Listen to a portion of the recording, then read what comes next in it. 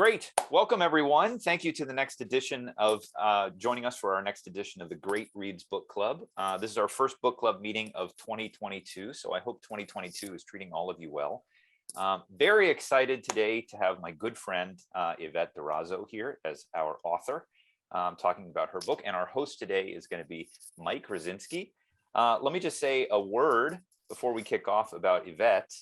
Yvette is the power behind Unitive Consulting. She's been working in conflict resolution for more than 20 years. She's a teacher and trainer in advanced dispute resolution techniques.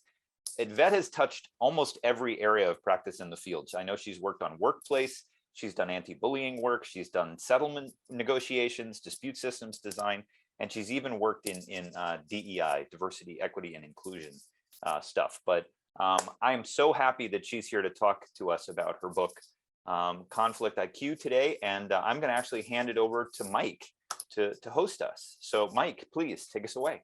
Yeah, thanks so much, Colin. And Yvette, delighted to connect with you here and before. And I mean, before we get into discussing the book, something that that I found really interesting when we first met was just hearing a little bit more about how this first edition of the book came together and just that history and experience of that process. So share a little bit about that. Thank you. Thank you, Colin, for inviting me, and Mike, thank you for interviewing me. Mm-hmm. Well, how it came about was I graduated from a master's degree in 2011 in negotiation and conflict resolution, as I had really fallen in love with the degree because of what it could do. I see so much potential and so much need. After working in nonprofit organization and in corporate for quite some time already, I knew that this was going to be something very much needed. And in 2013, I started envisioning this idea about developing this book, and I was seeing the necessity in the workplace that there was this other side of conflict resolution intelligence that wasn't really being tapped into and wasn't being taught, neither throughout the schools and throughout the workplace. It was it was an idea that conflict resolution was just a soft skill and nothing to worry about, and that really intrigued me. And as I was mentioned to you, Mike, part of my inspiration in leadership was my own father. He was an orphan at the age of 6, and at the age of 7, he had to start working for himself, and very little education that he had. He barely could make it to 2nd grade school, but he was a great leader. He built his business, and the way that he would treat his employees really inspired me to dig in and figure it out. How can we make more of these leaders that can create such an impact and such a legacy in people's mind? And that led me to, studying, my bachelor's degree in international business, then my master's degree, and intrigued me into this idea. So that is how the book came about. And the title of the book, Conflict Intelligence, came about the famous quote of,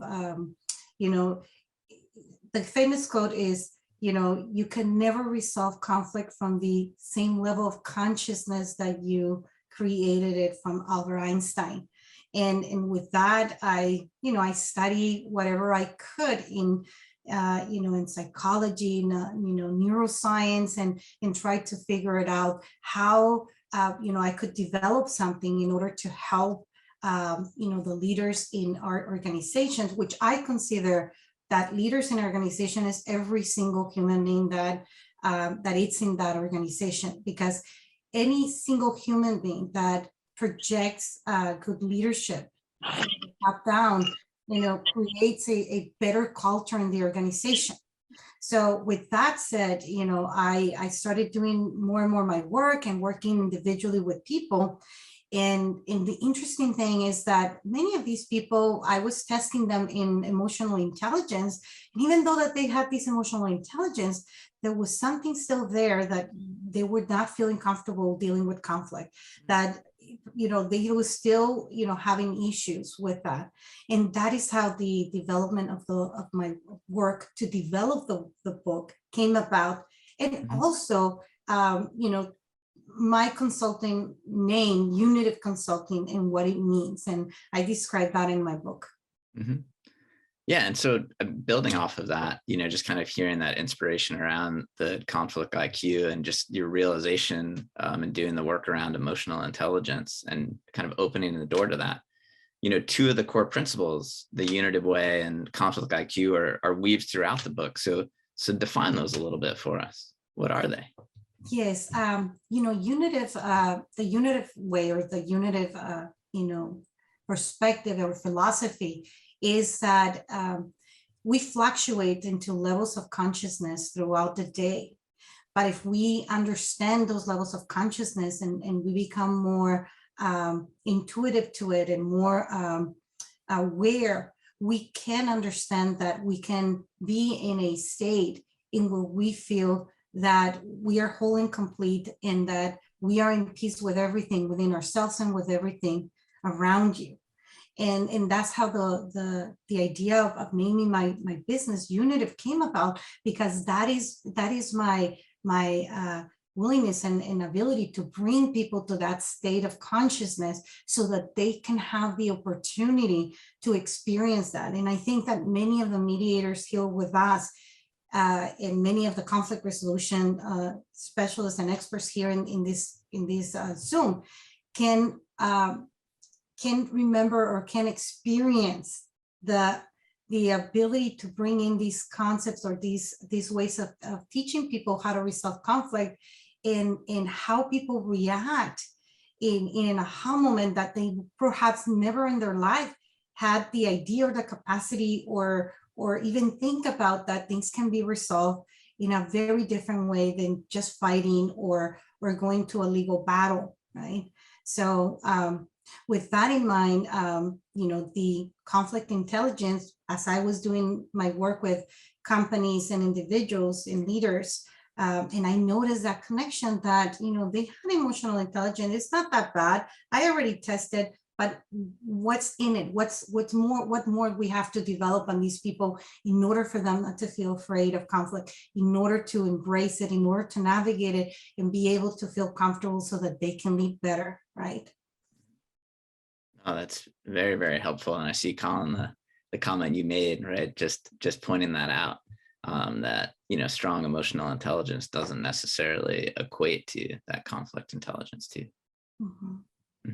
So with that in mind, right, what if somebody's new, right, to some of these concepts, where might they start to engage, right, with these concepts, kind of building their conflict intelligence, or where might you start in working with somebody that's new, or any other practitioners here? Well, I think that the overall individuals, we start by learning, right? By knowledge, gaining knowledge, right?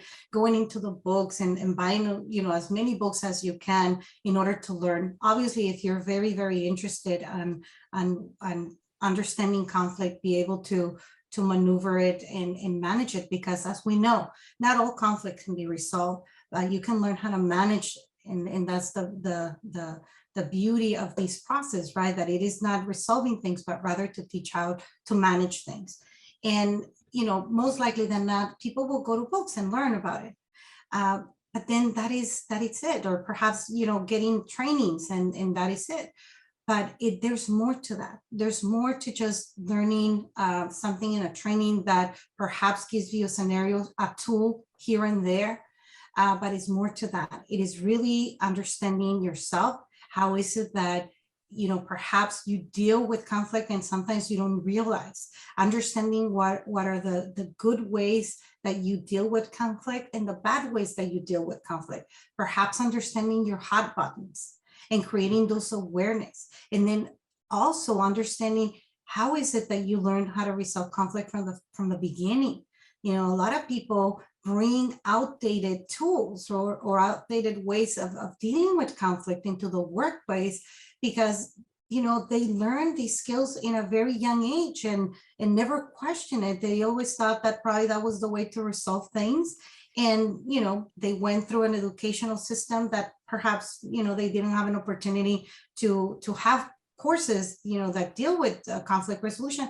And then they come into the workplace and all of a sudden things happen, humans are humans. And then they bring about, outdated tools into dealing with conflict, right?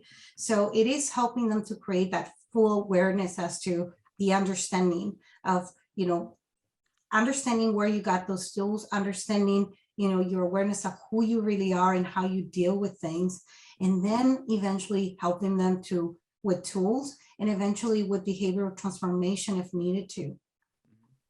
Yeah, that makes a lot of sense. I guess what it sparks in me is, what is the conflict intelligence quotient, right? What is conflict IQ? Is it a guide? Is it an assessment, a philosophy, a practice, a capability? How do you think about it?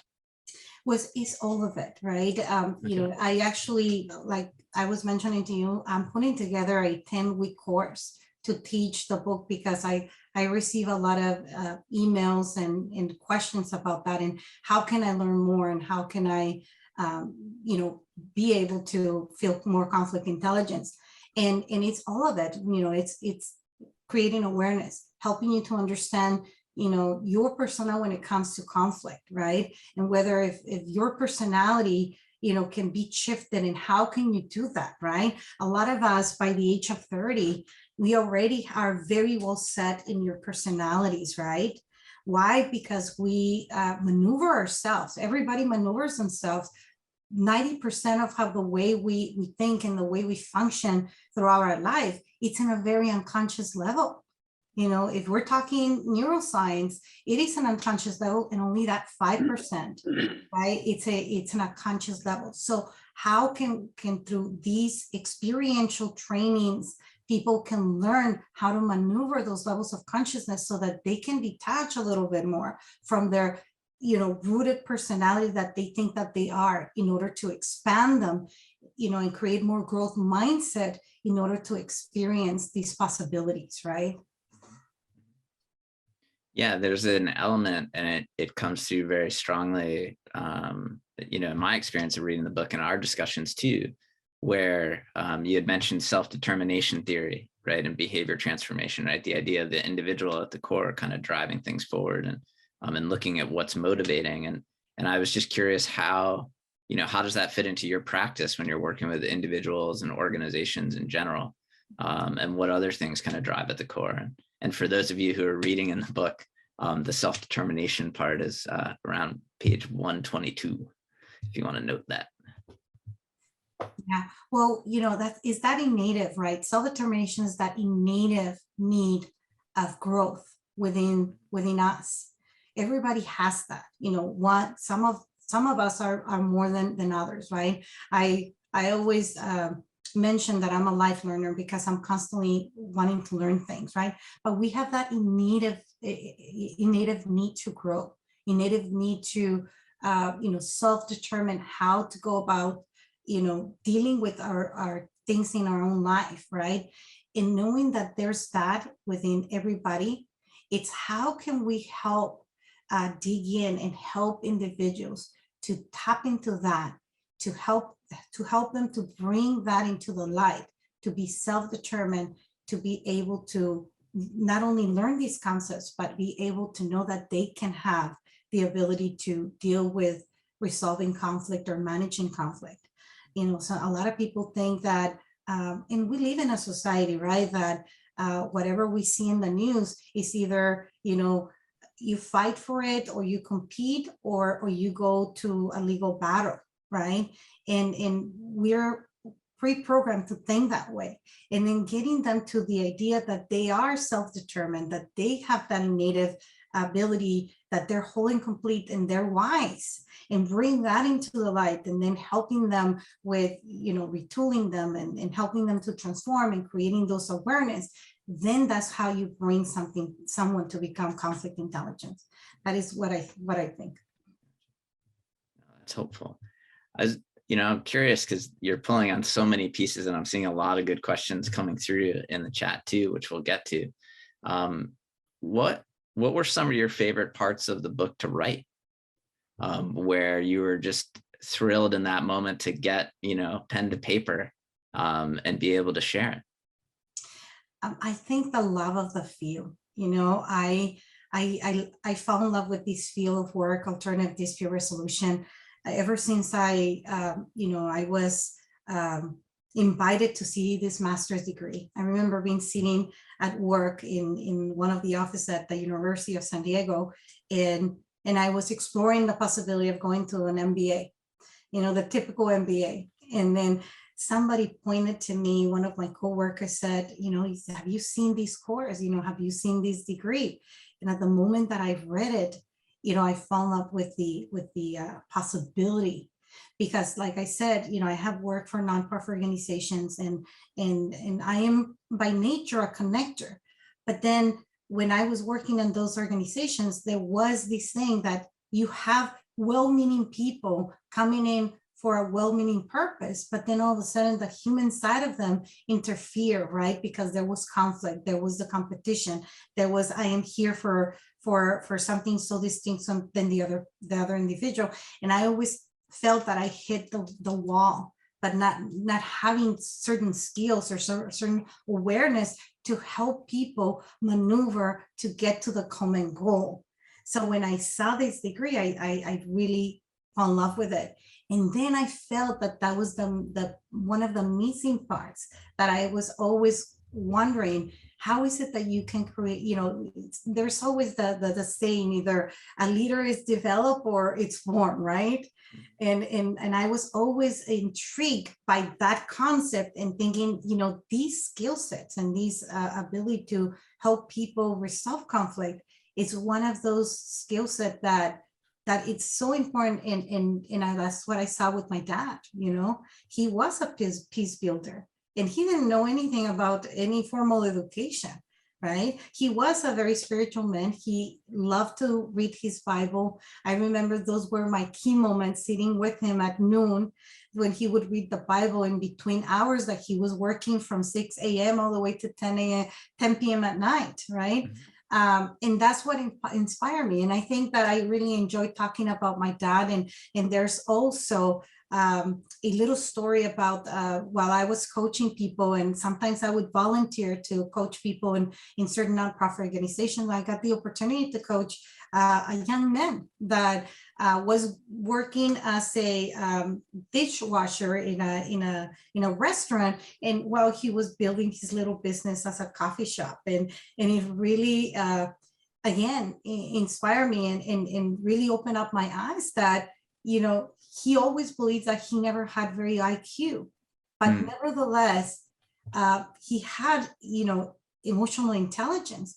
And when I pointed that out to him, and then he was able to see that his friends that stay in the country of Mexico, that they had not done what he had done, it was amazing. I saw him cry out of awareness as to, wow, I had always thought that I was not intelligent, and what you're explaining to me, it's amazing. It lifts me up. And it helped them to, again, have that self-determination, feeling that inner self-determination that people have in order to be able to open up for more possibilities, right? Yeah, so it's that nature that you saw in your dad that you see in yourself, and you've been working and nurturing that in others. It sounds like, and kind of that growth coming from there. And some of those stories were fun to write down and kind of bring to life and share out. I appreciate hearing that quite a bit. Yeah, and if I might add to that, yeah. I also have my own series of experiences working, in being in situations where I've been bullied, being in situations where there has been conflict around me in the workplace. I have been, and I always thought that I was in those situations because one thing is to know book-wise, knowledge-wise, the information, but very differently experiencing it. I remember that when I went through bullying, first of all, even though that I was studying this, field, I wasn't aware that somebody was being bullying me. Secondly, having experienced the loss of my own health, due to that and not being aware of it, right? Because you think, things happen, your health deteriorates for whatever reason, or you have a health condition, but making a realization that it was because of that environment give me a different perspective, give me empathy, and give me different tools that cannot come from knowledge when I'm helping individuals in those situations. So all of that, it's how this book came about. I appreciate hearing that. And thanks so much, Yvette, for sharing. I mean, I'm seeing a lot of good questions coming through, and I'm just wondering, if we might as well just start digging in and let the conversation unfold from there. What do you think, Colin, of that? Yeah, absolutely. There's tons of great things to chew into. Yvette, definitely your points are sparking some great reflection on the part of the audience. Why don't we start with Eileen's question? I know you have a lot of experience working across cultures. So Eileen asked, how did you gauge conflict intelligence across cultures in your book? That's where I talk about diversity, equity, and inclusion. And one of the things that inspire me of understanding that I have been in the field of diversity, equity, and inclusion for a while, because my degree was in international business, my bachelor degree. And I always noticed that whenever there's different cultures, different understanding, different languages, there's always a big room there for conflict, right? So, because of that, the atypical trainings that consultants give to companies about implicit bias, it's just not enough, right? We have been seeing in the past 2 years, well-meaning companies wanting to establish, diversity, equity, and inclusion programs into the workplace, and then backfiring by people creating formal complaints inside the equal opportunity departments and the HR, because people are offending each other because they don't know how to facilitate these very high stake or difficult conversations, right? And I know that through the field of alternative dispute resolution, we have the field of reflective, restorative practice, right? And using those tools, I was able to bring, concepts and training in order to help organizations to maneuver these difficult high-stake conversations. I don't know whether that answered the question. Yeah, I think another question that was asked had to do with workplace conflict resolution styles. Claire asked, what are some of the outdated workplace conflict resolution styles that people still use? Well, when I'm talking about outdated conflict resolution styles is, whatever you use when you were in elementary school, middle school, and high school. How many times have we heard when we do consulting work in companies that people say, these employees are just treating each other or acting up like if they were in middle school or they were in high school. So those are the outdated, styles of dealing with conflict, because, perhaps, like I mentioned, they only learn one way, right? Maybe they learn to avoid. And as we know, avoiding all the time, all the conflict is not good, right? It has its pros and cons. But then if you don't know, if you don't have that awareness and that understanding, then you don't know how to maneuver, when to avoid, when not to avoid. And if you don't avoid, what else can you do, right? So it is that I'm talking about, those outdated, just using one tool or just using one way to deal with conflict is, conflict is very, very different, just like every single brain of us is very different. So we have to develop an ability to learn, not only the awareness, but the skills. And I always say that learning conflict resolution, it's a meta skill. It is just not one skill or two or three. It's a combination of skills. It's learning how to be present, learning how to listen, learning how to communicate differently, learning your own styles of conflict and how to maneuver to the different styles in order, to bring the outcomes that you wish to have in situations. Thank you. That was really interesting. Yeah, Claire, did you want to follow up on that at all? I appreciate that. Everything that you just said resonates, and you're correct. I think when we initially enter workplace conflict, we do have a very simplistic view of it. Like I have my one hammer, so every conflict has to be a nail because this is the only thing I know how to do. But I think you're correct that as we become more adept at handling workplace conflict, that what that really looks like is you just have a lot of different tools and a lot of different processes for handling the complexity of conflicts out there. I thank you. I appreciate that answer. You know, another question I had for you, Yvette, I posted some articles talking about EQ and how it's really gaining a lot of traction. And the new mayor of New York has said EQ, he thinks, is the most important aspect for leaders that he wants to hire into his administration. I was wondering if you had thought about putting together like an assessment instrument. You know, like people can take an IQ test to figure out their IQ. Have you thought about putting together like a conflict IQ test that people could go through and answer some questions and then get kind of a score that indicates what their conflict IQ is, and then maybe they could, you know, do some work and come back and test it again and see if their conflict IQ is improved. Have you thought about that? Yes, I actually am. I'm putting together, some an assessment, but the real one, the really one that I really like to use, that I use in organizations, is the conflict dynamic profile. So why sometimes reinvent the wheel? We already have something so unique and so good, right? And I use that, before and after. Like if at first, when I start working with people, we go through it and then we do it. Then, I work with the individuals and I coach them, and then I allow it to pass some time, couple of months or 3 or 6 months, and then we retest again and see where they are. And then we gauge whether if they want to continue working with me or if they're okay with, what they have gained, right? Sure. So, I have been using that, but yes, I have a one-page one that I have, and I'm gonna, put it and available to when I'm teaching this course. And, I also use the, emotional intelligence one, and then I use this little one, but I also, I like to use the conflict dynamic profile. And that's going to be part of that master class that I'm going to be teaching, that, I'm going to be testing, the leaders that come over and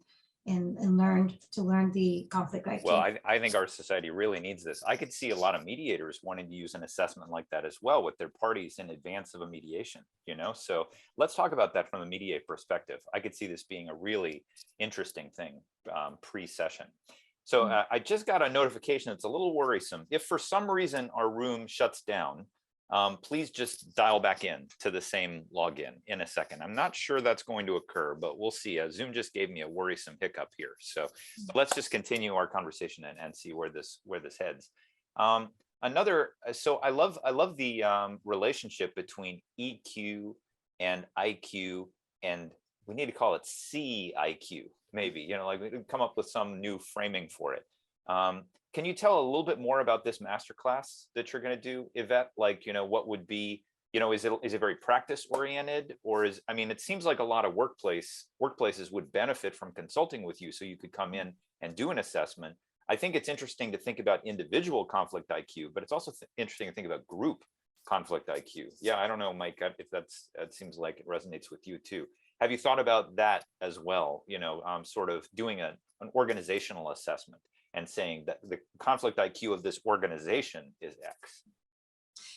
Yes, definitely. But I'm pretty sure that all of you that have worked with organizations, I think that the first thing that we need to help them create awareness is how much the company is losing because of all this insidious conflict, in order to give you space to come in and do the work, right? So, for that, I also have that as an assessment that, wasn't developed by me. It was, it's an assessment developed by another great conflict resolution expert, and where I can help to assess, how much it's costing you all this conflict, right? In order to come in, right? And be able for them to open up the room in order to do the work. Because once again, we still need to work very hard in order for organizations to really acknowledge that this is crucial. The Association of Training and Development a couple of years ago did a survey in where, the survey show that, conflict resolution is one of those key skills that people need to have. But then because of the unfortunate promotion that it was just a soft skill, nothing to worry about, for such a long time in organizations, we really need to work all together in order to help organizations realize that. And I think that the work on diversity, equity, and inclusion has opened up that door, because of the fact that the main thing that happens when trying to work in diversity, equity, and inclusion, or bring that about in organizations, is the aspect of communication. Absolutely. The story you tell about the young man who was trying to open the coffee shop, and he just had a natural emotional intelligence to him. I think one of the reasons why maybe EQ and conflict IQ is undervalued is because it's harder to say, here's an assessment, you have to take this training and it means that you're going to be good at this. A lot of people come by these skills very naturally, as you say. So how is it that we measure and nurture these capabilities in the people that we're training and working with? So I think it's interesting that you mentioned it's a diversity, equity, and inclusion issue, because I do think that sometimes these skills are undervalued in favor of more quantifiable, kind of testable skills. Right. Yeah, and I work a lot with engineers and PhD people, right? And for them, it's very hard sometimes to realize that their IQ can only lead them to a certain level in their career. The higher they go up is the more that they're going to be working with people. That's right. And that is where they hit, a wall, right? Or a ceiling, in where I'm very intelligent. I have all these, education and all these, institutional knowledge and everything. But then, they miss the emotional intelligence, right? Yeah. And that's a door to get them, because emotional intelligence have gained quite a lot of traction and a lot of research. So, get them to that level, right? And be able to help them understand, and then expand their levels of intelligence by bringing these concepts of conflict intelligence. Absolutely. Yeah. Katerina, what did you want to say? I agree with everything that Yvette says, and at the same time, I'm wondering, Yvette, how do you think it's possible to persuade corporations that they are actually losing money in a quantifiable way? I feel very pessimistic about this, and I tell you why. Because I have this little occasional side job in hospitality, and nowhere, I think, do you have more diversity and more conflict than in the hospitality industry. And in the banquet department in an upscale hotel that I've worked in for a long time, occasionally, it's a completely toxic atmosphere. Everybody knows it. I've been banging my heads against the wall to have them do something about it. Twice an outside consultant like yourself came and allowed for kind of venting sessions, which took the pressure off the pressure cooker temporarily, but there was no real learning. And the reason why they don't believe that there is a loss is that even though the atmosphere within the department is really toxic and most people hate each other, the evaluation by the guests is consistently in the 90s, right? So we have high performance on the outside. So why should there be a problem? I always think, if we didn't have this toxic atmosphere, if we are already at 92% or whatever, we would shoot through the roof, right? But there's no way to quantifiably convince leadership that it's a problem. I've encountered that too. Lots of high performing but toxic teams, toxic culture. I've seen that a lot in Silicon Valley, where organizations, people are just miserable, but the fear motivates them to work harder. So the management is like, great, let's not change anything. But I think that is an issue. One of the reasons why, I like Ombuds so much, and Claire and Mike and I have been talking a lot about this, is because you can actually be a spark for change from within. I think as an outside consultant, you might be able to provide some clarity and some feedback, but it's really up to the people within the organization to decide whether or not they're ready to change the culture. And maybe that's what you've got, Katerina. You're consulting with an organization that's not ready to change. But Yvette, what do you think about that? Well, I had a lot of thoughts in my mind, but one of them is a research study that I read in one of the books that I read about when there was when we have episodes of very bad economy, and they were able to realize that the companies that were treating their employees well and they have high level of loyalty, those were the companies that really did well in a very, very bad economy. So that is one, right? That is one that we can tap in and bring that to the light. Another thing is, really digging in and really figuring out what is costing them in hours, in those HR departments and those equal opportunity departments. How much is costing them per hour to be dealing with this insidious conflict? Right? And that perhaps brings the light into the situation that perhaps that's why I put in my book, the leaky bottom line. Sometimes leaders in the top, they don't realize that there's this leaking, things happening and money happening, because the nature of private sector, for example, is that you have the high levels executives, and at the same level, you have the legal counsel, right? And legal counsel really dictates sometimes how HR is going to deal with things, which is policies and procedures. That's why I became fascinated and I went to study an entire certificate program in human resource, because I couldn't understand why the human was leave out of that field of work, right? And surprisingly enough, it took me a year to finish up, and the only instruction in conflict resolution was a 30-minute instruction. And that's when I went and talked to the director, and they invited me over to teach a class in conflict resolution and mediation in UC Santa Cruz. And it is creating those awareness, right? That perhaps the way that they deal with policies and procedure and getting rid of people, it's really costing them money. How much does it cost to replace that employee? How much? It really costs 3 times as much as the salary of an employee. And using those tools, perhaps, that's how we can influence the decision makers to really pay attention. But then, when I been working and developing dispute system designs, I have struggled with the legal counsel, because they're constantly trying to control everything because they're so afraid we're going to get sued, and always creating that fear in the company, right? But the beauty of it, as you start establishing these dispute system designs and people are reacting to the surveys in a very positive way, that contradicts what the fear of the lawsuit, right? And because that's the way, legal counsel continue to having a good salary in those companies, because they're at the same level of the C-suites in salary wise.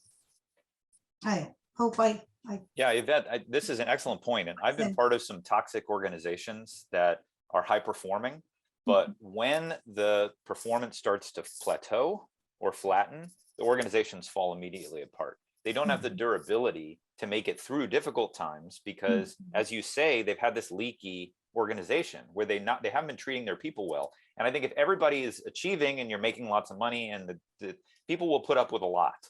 But as soon as that starts to plateau and flatten, and you get into harder, that you haven't built the organizational resilience. And I think that's kind of where the conflict IQ work comes in. If you do have an organization where you have done that foundational work, it can make it through those difficult times, and then it can reascend again. But I think you're right. I think it's something that's undervalued, and there's a cost. If we could quantify that cost, then I think it might make it clearer to organizations why they need to make these investments and prioritize this. And in some cases, that toxicity and presence in the environment, it can be some of the fuel that moves them as you hit those plateaus, right? Can you have 5% less toxicity, right? And kind of take a step up and work at it, right? Yeah. Because some of those things work for those cultures, right? And it's a matter of how can you make the experience better too. Yeah, Chuck made a point. He said, great insight that the higher up the authority status food chain you go, the greater the complexity, risks, and benefits of the communications and relationships. Hence, the more essential and valuable conflict intelligence and its applications are. And I think this is an excellent point. You know, one of the things that I've seen is when you join an organization and you're a very skilled individual and you're an individual contributor, you're not really managing people. You're focused on the work that's being done. But as you start to get bumped up the chain, well, then you start to manage other people. And the funny thing is, a manager at a school or a hospital or a high-tech company, their jobs look more similar to each other than what the organizations are actually doing, because they're all in the people management business. So it's like being a manager. If you've got 10 people under you and somebody else is doing something totally different, but they have 10 people under them, 80% of your job is the same, because you still have to manage these dynamics. You have to manage conflict. You have to manage people. You have to path them. You have to support them.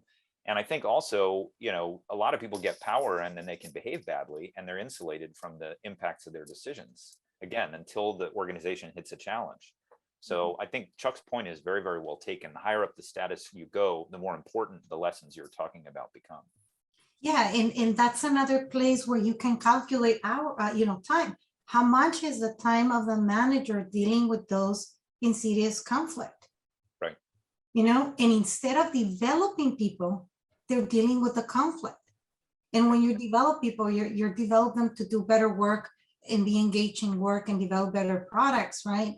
So that's the other side of it. The other thing is, you know, creating awareness in people, in the employees in the organizations. You know, how is it that conflict affects the health? Right. You're going to work very hard and being in a toxic environment, but perhaps you're not going to be able to catch in your retirement because all the stress level will lead people to burn out, to have health-related conditions due to high levels of stress and cortisol in the body. Absolutely. So, you know, that's the way that I think that we can talk. And the beauty of it, that we have this community and we're in it together and we can support each other and continue building this field. And as we know, this field is not a new field. It has been in place for a while, but it has been overshadowed because peace building doesn't pay, right? You know, because people don't know any better. We still are in that phase of educating, and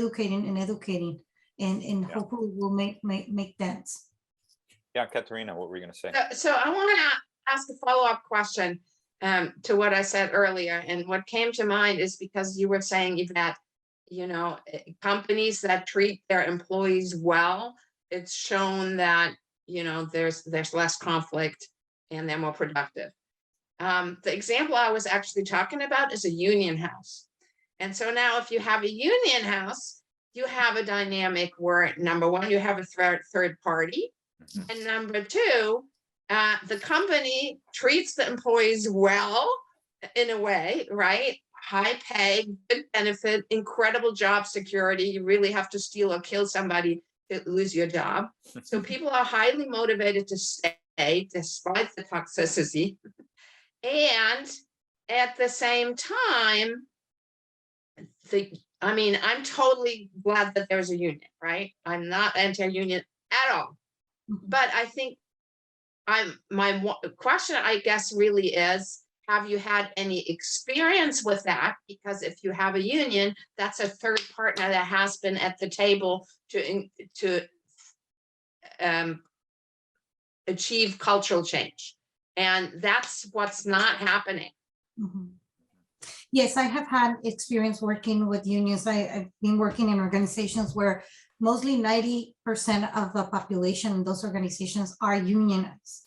And my experience with that is that it takes a while, but when you connect with the union representatives and the union leaders, and you explain to them what this work is about and how is it that it could be beneficial, unions welcome them, because unions are tired of people just whining and complaining and going to them just for anything, right? Just for any interpersonal conflict.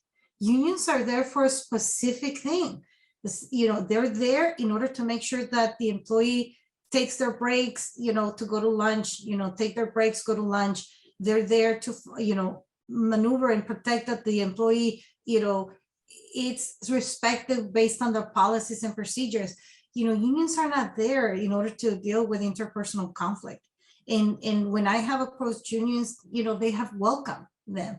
Of course, they have a skepticism because, they're in a world of unions, right? It's a world of fighting and negotiating Exactly. hard. Antagonistic, the philosophy is antagonistic in nature.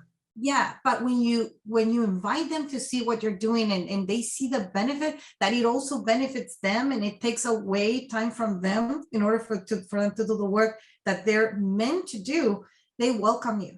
That has been my experience. That's encouraging. Thank you. Yeah, I think one of the things that dispute resolution has been accused of being naive about is power. And I think that some people, they don't build healthy workplaces, and instead they focus on power. And I think one thing unions do is they can balance the power a little bit between labor and management. But I've definitely been in workplaces where management used its power in very punitive ways. And, if people spoke up and said, we're not happy about this, that, or the other thing, you were out the door, or you were demoted, or, it was going to impact your career prospects. So I think it's an interesting thing. Ken asked a great question. He said, how much of the Great Resignation, the younger people that are leaving their jobs because, I think they demand more positive working environments. He said, how much of the Great Resignation of the workforce is about getting out of these toxic environments? And, I wonder what factor conflict has. I mean, I see on my online discussion boards, people post all these letters from management telling employees to do these terrible things. Again, I think that they're using their power instead of focusing on creating a more supportive workplaces like you're discussing, Yvette. So what do you think about the Great Resignation? How does that dovetail with some of your work? It goes hand in hand with the fact that humanity is just transforming and changing. And what it used to work before, carrot and stick type of management is not working anymore because people are evolving. People are being bombarded with good information. Right now, we're in a state of being where, knowing and learning things is just in the tip of your finger.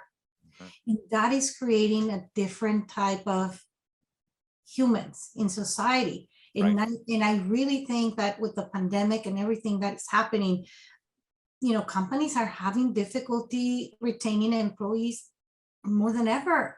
Right. Because, it is like if individuals were in a state of hypnosis of this is the way it should be, and this is the way it works. That's the way it worked with my parents, and I should stick to this job and hold on to this job. Now it's not so.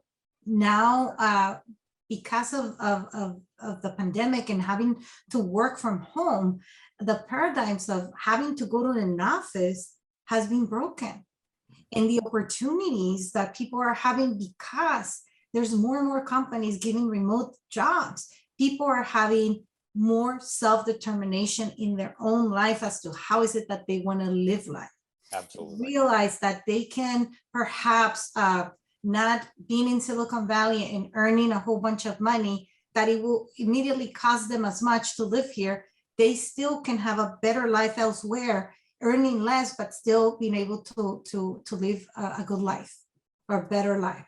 Absolutely. So humanity is changing, and that is our hope, that it's gonna propel organizations to shift, organizations to try differently and to try better.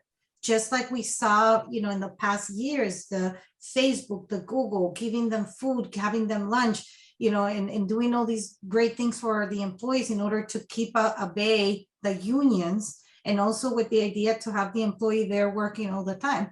It works for a moment, but let me tell you, I coach people in those organizations, and there is conflict. There are things that are not working well there either. So giving them all of that is not so, and I know that the underneath it is just to keep unions at bay. They don't want unionized organizations, right? So Yeah. I think that we're in a space of a lot of possibilities here with everything that is happening, and perhaps these field of work that we do, it's going to start getting more attention. Yeah, and there was a lot of put in the chat about the cost of workplace conflict and calculators and how to estimate that. Some great work that John Ford did about this, and Claire posted some resources. Chuck posted, I mean, this is a staggering number, $350 billion Yeah. a year due to Yeah. the effect of conflict because of diminished work performance. But I think it's interesting, And we're all talking of about, these, yeah, please. $17.95 the hour based on that survey that person posted there. Wow. It's based on $17.95, average $17.95 the hour. Imagine. I know right now, working on in and out is $19 the hour, right? Yeah. Right, Mhm. right. So Think you about can how imagine. many billions of hours of work must at $17.95 an hour to add up to $359 billion. It's amazing. Wow. But I Yeah. guess the point that I'm making is we can make the pitch to management over and over again that they need to create these supportive workplaces. But maybe the great resignation, like Ken mentions, and the switching ability. I mean, if I could be sitting at this computer and I can easily work for Microsoft or Amazon or eBay or a million other companies and still be sitting at the same computer, maybe it's the employees that are going to insist on these more supportive working environments. And that's what's going to force the change, because you're not going to get good people if you have a toxic environment. Yeah. I mean, the other thing that's interesting is how online factors into all of this, as everybody's Mhm. interacting via Zoom as opposed to face, because that changes the conflict dynamics quite a bit as well. Yes, and I was going to mention that myself going through being bullied or going through hardships in the workplace when there's toxic environments, I learned firsthand how many hours of work was I outputting into the organization. If I was having 8 hours of work and then 1 hour being paid for lunch, that's 7 hours. And then perhaps 2 hours out of those hours, I was trying to look for another job. Well, they're not watching me and I was using their computer because I don't have enough time when I go home, right? And then on top of that, the other 2 or 3 hours that I'm just worrying that I don't want to be involved with the cliques at work or with the boss that is bullying me, and all the stress that takes away all of the ability to be creative, to be in a state of presence, to be performing well. I literally was working 1 to 2 hours. Right. I felt it firsthand. Oh yeah. And I'm not talking here about statistics. I'm not talking here about knowledge. Experience. I'm Yeah. talking Right. about firsthand experience. And I'm pretty sure everybody has dealt with situations where they're so stressed out because they're dealing with a conflict, and what happens? You lose sleep over it. Yeah. Right? Absolutely. Yvette, I wonder if you could, I feel like the next extension of this conversation is the effect of unresolved conflict on mental health in employees. And with mental health being such a hot topic, I feel like that's the next area where workplace mediators can really start to market their services. And I feel like a lot of employees are dealing with a very low mental health right now because they don't have all of these skills that you're discussing. And I would love to hear your thoughts on that if we could bring some of these skills into the workplace, or just have this be a common standard that management enforces these practices, that it would help all of their employees' mental health so much. Yes, because even though that people win in an online world, still are dealing with the conflict, still are having the bad memories of people not treating them well at work. And whenever they're going to go into a Zoom, they shut down. They don't want to be there, because they're unresolved conflict. One of the things that I also mentioned in the book is that Carl Jung, the famous psychologist Carl Jung, mentioned that the people that were most likely sitting in front of his, as he's in his chair, in front of his chair, which are the patients, most likely were people that were never taught how to deal with conflict throughout their life. Therefore, it created mental health issues because they had so much unresolved conflict throughout their life that they ended up there. Now we're dealing with that on top of we're dealing with a pandemic that is constantly keeping us in fear, right? We're dealing with so much uncertainty. so much uncertainty. And then we're dealing with isolation on top of that, right? So what is that affects humanity? It affects us tremendously. Yeah. And if we can create venues and bringing in mediators, facilitators of conflict resolution into organizations in order to help people to start connecting at that humane level, at that humanity level, we can definitely help everyone, you know, and help organizations to do well and people to perform better. Absolutely. Thank you. Absolutely. Thank you. Well, I'm cognizant of the fact that we're getting close to the end of our time here. Mike, do you have any closing remarks or observations from the conversation you'd like to share? There's just such a broad impact and potential, as I know Yvette and I have talked about, around conflict IQ and what its impact can be. And you know, Claire, I think you tipped it off, and Chuck, you just gave a nod to it, that it's a wonderful observation of just what the broad impact can be across the mental health spheres and workplace and just our general community environments, right? Just that awareness, that ability to navigate, resolve, work through, and just what that improvement can do to our mental health and just general well-being. But this has just been a great conversation. Thank you.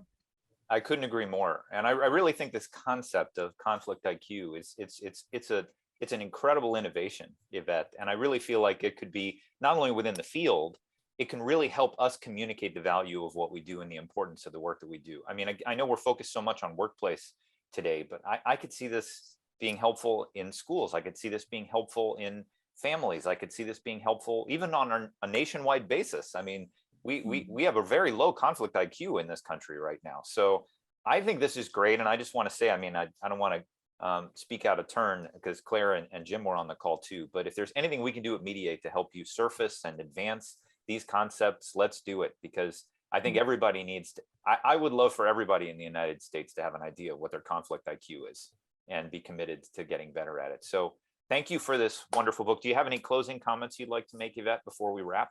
Yes, that's, you know, the inspiration and all of that you're talking about. I also have in the last chapter, what it would be like if we were to have people with higher conflict IQ. I also wanted to offer, you know, I'm going to be starting to teach this course. It's a 10 module. I'm going to be teaching an in-person experiential. And, you know, I would like to provide a code, you know, for people that would like to take it. You know, I would love to support this field. So I'm giving up a 55% discount for people to join in and be part of this training, because, you know, it's an inaugural first cohort of groups that I'm going to be teaching. And I want to help the field as much as I can. And if anything, I'm pretty sure everybody here is a great expert in the field, but we are in a field that we're constantly learning, right? We always have to be open to learn. So I will bring that information. Probably can send it to you on an email with the link and the code. We'll share it widely. Yeah, absolutely. Yeah. And I would also like to gift 2 books. If someone could send me an email to unitivconsulting@gmail.com. You send me an email and I'll be more than happy to send you a book for the first 2 people that send me an email. Oh, great. Okay, sounds good. And I highly encourage people to do that. That's a wonderful offer. Thank you for your generosity. Well, Yvette, let me say thank you so much for the book and for sharing this time with us today. We'll edit down the recording. And Mike, thank you so much for being our host. You did a great job. And with that, thank you everyone for attending. Be well, stay healthy, and we will talk to you soon.